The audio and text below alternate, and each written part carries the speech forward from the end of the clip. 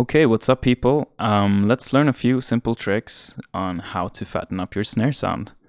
Specifically for metal productions, I use this, but this works for any type of genre, so don't be afraid to watch this video, even if you're not doing metal.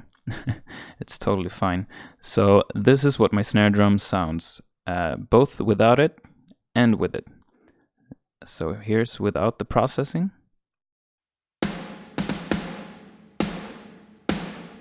I mean, it doesn't sound awful, but it can definitely sound a bit more punchy and a bit more round and warm, in my opinion. So let's check it with the things I did.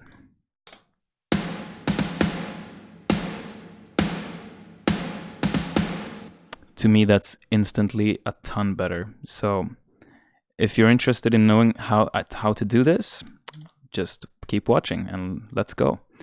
Okay, so first off, I used an R-Bass.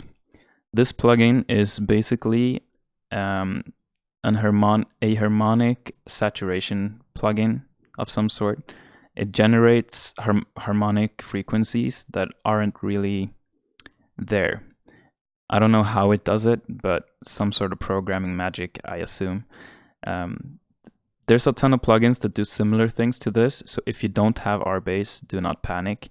There are plugins like Max Bass and FabFilter Saturn. They do similar things. I will also browse around to see if I can find any free plugin equivalents to this, and I will most definitely include that in the description below. So on this one, I try to find a frequency that I enjoyed, that I felt that the snare was missing, and I just pretty much swooped around with this one right here until I found a frequency that I liked. And I try to find the balance for this song anyways, where it was a bit bassy but not too boomy bassy, and also where it just kind of made sense, where it made it feel warm and round in just the right amount. And then you have the intensity knob here, or slider. So make sure you do not have this way too high. I'll show you what happens if you do that. So this is with it too loud. You can hear that it just sounds muffled and kind of messy. But if I pull this down, I had it about here, I think.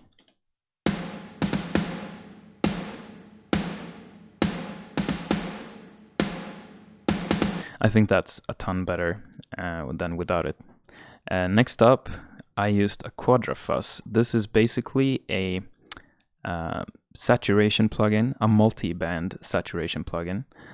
FabFilter Saturn is also exactly this, but a bit more advanced, I think. This one, I like to use the tape saturation emulation, which emulates what an old tape machine would do in older type studios. It gives it that, I don't know, static distortion that people love, kind of a vinyl vibe to it almost. And on this one, since it's a multiband, I can choose to distort or saturate. Saturation is basically distortion. Which frequency band I want to distort and how much for each frequency band. So I don't have to affect the entire snare sound, which is pretty cool. So if you can see here, I can solo the frequency ranges, and I can also move these around, so I can decide which frequency ranges I want to process. So this is what it sounds like with the soloing of them.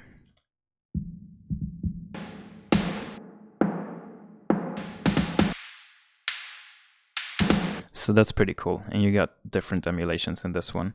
This plugin particularly comes included with Cubase. I think it's from Cubase 8 to 10 that it's free and included in the program.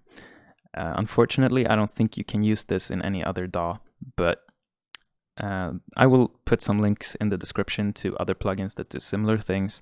I'll try to find a free one as well, and of course I will try them out before I recommend them, just to see that they're good. So yeah, let's listen before and after with this one.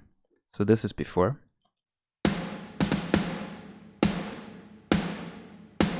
and this is after.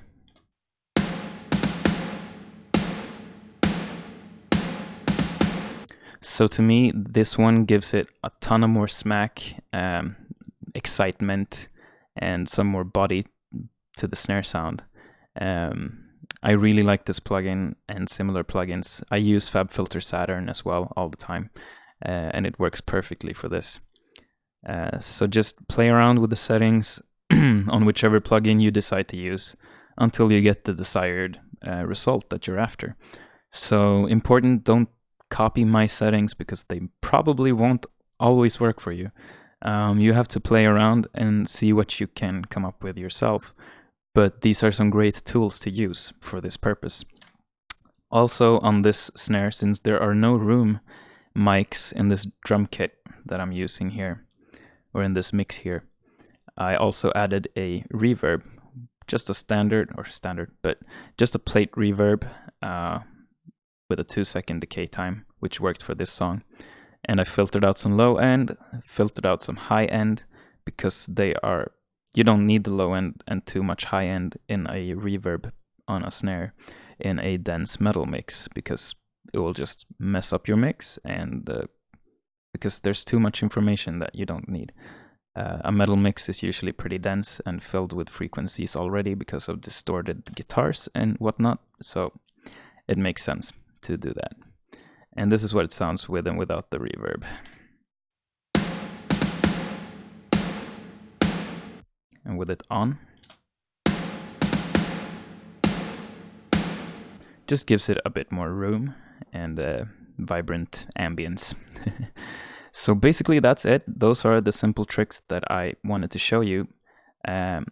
Also, I forgot to mention this, but these tricks I like to use if I've already mixed a snare and I can't get it fat enough. If there's just something about the snare sample, if I love the sample, I really want to keep the sample, but something's missing, then I will resort to using this. Otherwise, I might replace the sample, reinforce the snare drum if it's a real drum kit, and probably go for one that sounds just the way I want it to, almost from the start. But this is a great way to kind of save your sound if you really like it and you just want that little extra spice to the snare drum. Okay, so if this lesson or tutorial was helpful to you, please let me know in the comments below. And if you struggle with anything else regarding snare drums or drum mixing or just mixing in general or production even, just let me know in the comments below and I can help you out the best I can. I'd love to know what you struggle with and also what you excel at. I mean, it's just fun to see where you guys are at so I can make better videos for you and better content. So that's it for this one.